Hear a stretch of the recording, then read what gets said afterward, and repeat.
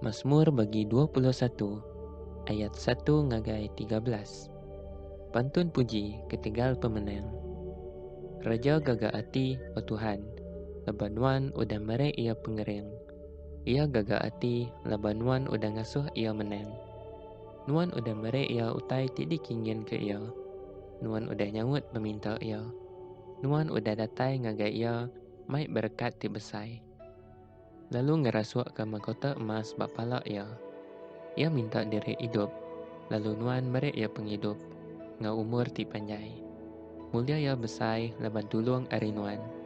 Nuan udah ngasuh ia terbilang nama serta bermulia.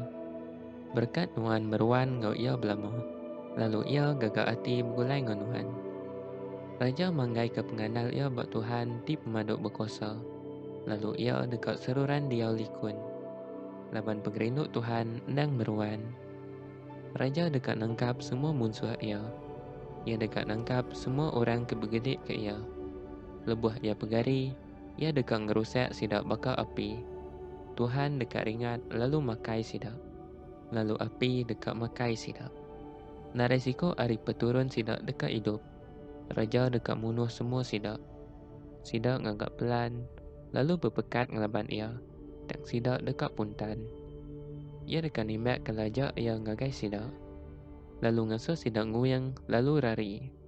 Kami muji nuan o Tuhan, laban pengeriang nuan endang amat besai.